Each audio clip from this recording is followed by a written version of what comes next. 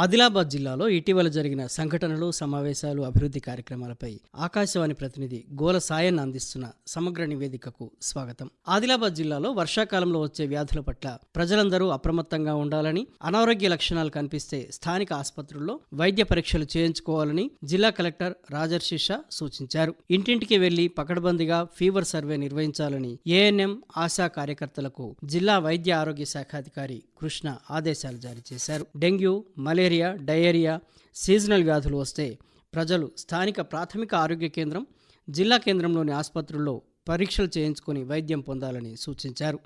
Seasonal వ్యాధులకు అన్ని రకాల మందులు ఆరోగ్య కేంద్రాల్లో అందుబాటులో ఉన్నాయని తెలిపారు. ఫీవర్ సర్వేలో ఎవరైనా తప్పులు చేస్తే తక్షణమే కఠిన చర్యలు తీసుకుంటామని కింది స్థాయి సిబ్బందికి డిఎంహెచ్ఓ హెచ్చరికలు జారీ చేశారు.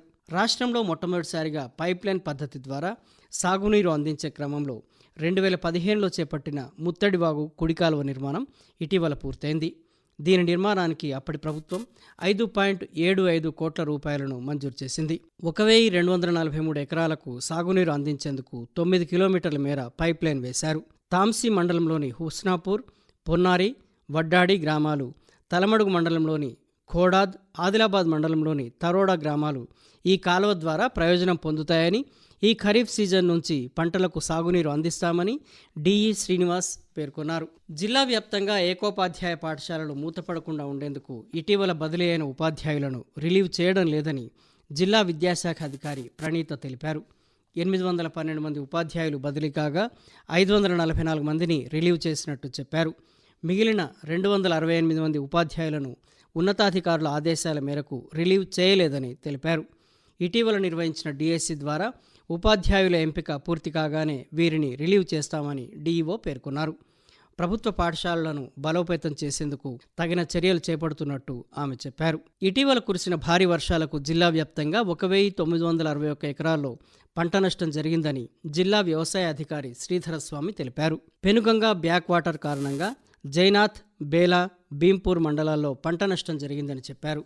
తలమడుగు, తాంసీ, బోధ్, ఉట్నూరు, గాదిగూడ మండలాల్లో వాగులు, వంకలు పొంగి ప్రవహించడంతో పంటలు దెబ్బతిన్నాయి. నష్టాలపై ప్రభుత్వానికి నివేదిక పంపి పంట నష్టం విడుదల చేసి బాధిత రైతులకు అందజేస్తామని వ్యవసాయ శాఖ అధికారి పేర్కొన్నారు. స్థానిక సంస్థల ఎన్నికల నిర్వహణకు మండల స్థాయి అధికారులు సిద్ధంగా ఉండాలని జిల్లా అదనపు పాలనాధికారి కమలాదేవి సూచించారు. రాష్ట్ర ఎన్నికల సంఘం సూచన మేరకు ప్రతి గ్రామంలో వార్డుల వారీగా ఓటర్ల జాబితా తయారు చేయాలని సూచించారు. ఒక ప్రాంతంలోని ఓటర్లందరూ ఒకే వార్డులో ఉండేటట్టు చూడాలని పేర్కొన్నారు. 600 మంది ఓటర్లకు ఒక బూత్ ఉండేలా 650 దాటితే మరో బూత్ ఏర్పాటు చేయాలని అధికారులకు సూచించారు. ఎలాంటి తప్పిదాలు లేకుండా ఓటర్ జాబితా తయారు చేయాలని, బూత్ స్థాయి అధికారులకు తగిన శిక్షణ ఇవ్వాలని మండల స్థాయి అధికారులకు సూచనలు చేశారు. తమ గ్రామాలను ఏజెన్సీ ప్రాంతంలో కలపాలని భీంపూర్ మండల వాసులు ఎన్నో ఏళ్ల నుండి కోరుతున్నారు.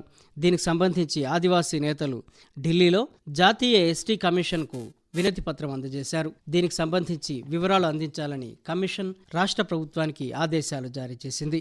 దీంతో జిల్లా పాలనాధికారి రాజర్షి షా నాన్ షెడ్యూల్ ఏరియాలోని భీంపూర్ మండలం గురించి రాష్ట్ర ప్రభుత్వానికి నివేదిక పంపారు.